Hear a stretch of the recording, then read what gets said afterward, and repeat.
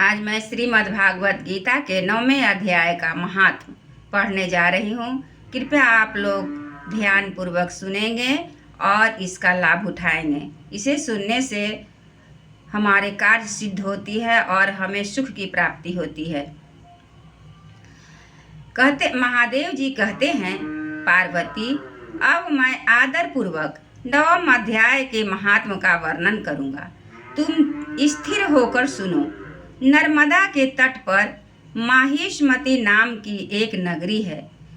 वहाँ माधव नाम के एक ब्राह्मण रहते थे, जो वेदांगों के तत्वज्ञ और समय समय पर आने वाले अतिथियों के प्रेमी थे। उन्होंने विद्या के द्वारा बहुत धन कमाकर एक महान यज्ञ का अनुष्ठान आरंभ किया।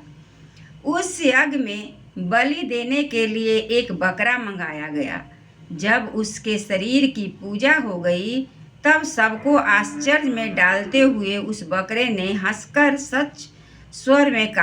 ऊंच स्वर में कहा, ब्राह्मण, इन बहुत से यज्ञों द्वारा क्या लाभ है? इनका फल तो नष्ट हो जाने वाला है तथा एक जन्म, जरा और मृत्यु के भी कारण है।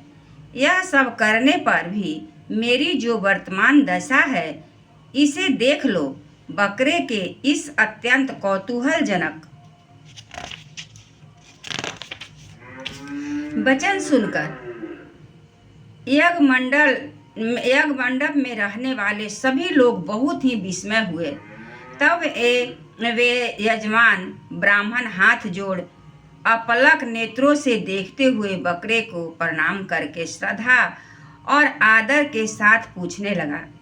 ब्राह्मण बोले, आप किस जाति के थे? आपका स्वभाव और आचरण कैसा था तथा किस कर्म से आपको बकरे की जोनी प्राप्त हुई? यह सब मुझे बतलाइए। बकरा बोला, ब्राह्मण, मैं पूर्व जन्म में ब्राह्मणों के अत्यंत निर्मल कुल में उत्पन्न हुआ था। समस्त यज्ञों का अनुष्ठान करने वाला और वेद विद्या में प्रवीण था। एक दिन मेरी स्त्री ने भगवती दुर्गा की भक्ति से विनम्र होकर अपने बालक के रोग की शांति के लिए बलि देने के निमित्त मुझसे एक बकरा मंगाया। तत्पश्चात जब चंडिका के मंदिर में वह बकरा मारा जाने लगा, उस समय उसकी माता ने मुझे शाप दिया, ओ ब्राह्मणों में नीच, पापी, तुम मेरे बच्चे का वध करना चाहता है, इसलिए तू भी बकरे की योनि में जन्म लेगा। द्विश्रेष्ठ, तब कालवश मृत्यु को प्राप्त होकर मैं बकरा हुआ। यद्यपि मैं पशु योनि में पड़ा हूँ, तो भी मुझे अपने पूर्व जन्म का स्मरण बना हुआ है। ब्राह्मण, यदि आपको सुनने की उत्कंठा हो तो मैं एक और भी आश्चर्य की बात बताता हूँ। कुरुक्षेत्र नाम का एक नगर है जो मोक्ष प्रदान करने वाला है। वहाँ चंद्र शर्मा नामक एक सूर्यवंशी राजा राज करते थे। एक समय जब कि सूर्य ग्रहण लगा था, राजा ने बड़ी श्रद्धा के साथ काल पुरुष का दान करने की तैयारी की। उन्होंने वेदांगों के पारगामी एक विद्वान ब्राह्मण को बुलवाया और पुरोहित के साथ वे तीर्थ के पावन जल से स्नान करने को चले। तीर्थ के पास पहुंचकर राजा ने स्नान किया और 2 वस्त्र धारण किए। फिर पवित्र एवं प्रसन्नचित होकर उन्होंने श्वेत चंदन लगाया और बगल में खड़े हुए पुरोहित का हाथ पकड़कर तत्कालोचित मनुष्यों से घिरे हुए अपने स्थान पर लौट आए। आने पर राजा ने यथोचित विधि से भक्ति पूर्वक ब्राह्मण को काल पुरुष का दान किया। तब काल पुरुष का हृदय चीरकर उसमें से एक पापात्मा चंडाल प्रकट हुआ।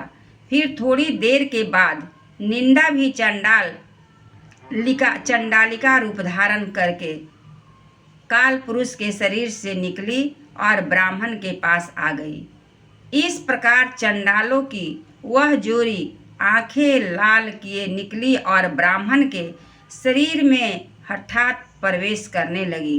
ब्राह्मण मन ही मन गीता के 9वें अध्याय का जप करते थे और राजा चुपचाप यह सब कौतुक देखने लगे। ब्राह्मण के अंतःकरण में भगवान गोविंद शयन करते थे, वे उन्हीं का ध्यान करने लगे। ब्राह्मण ने जब गीता के 9वें अध्याय का जप करते हुए अपने आश्चर्यभूत भगवान का ध्यान किया, उस समय गीता के अक्षरों से प्रकट हुए विष्णु दूतों द्वारा पीड़ित होकर वे दोनों चांडाल भाग चले। उनका उद्योग निष्फल हो गया। इस प्रकार इस घटना को प्रत्यक्ष देखकर राजा के नेत्र आश्चर्य से चकित हो उठे। उन्होंने ब्राह्मण से पूछा, विप्रवर, इस महाभयंकर आपत्ति को आपने कैसे पार किया? आप किस मंत्र का जप तथा किस देवता का स्मरण कर रहे थे? वह पुरुष और वह स्त्री कौन थी? वे दोनों कैसे उपस्थित हुए? फिर वे शांत कैसे हो गए? यह सब मुझे बतलाइए। ब्राह्मण ने कहा, राजन, चांडाल का रूप धारण करके भयंकर पाप ही प्रकट हुआ था तथा वह स्त्री निंदा की साक्षात मूर्ति थी। मैं इन दोनों को ऐसा ही समझता हूँ। इस समय मैं गीता के 9वें अध्याय के मंत्रों की माला जपता था। उसी का महात्म है कि सारा संकट दूर हो गया। महीपते, मैं नित्य ही गीता के 9वें अध्याय का जप करता हूँ।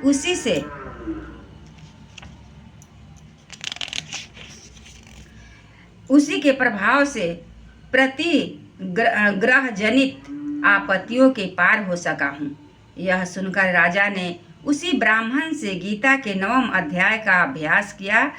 फिर वे दोनों ही परम शांति मोक्ष को प्राप्त हो गए। यह कथा सुनकर ब्राह्मण ने बकरे को बंधन से मुक्त कर दिया और गीता के 9वें अध्याय के अभ्यास से परम गति को प्राप्त किया। एक बार बोलिए श्री कृष्ण भगवान की जय, विष्णु भगवान की जय, सब देवतन की जय।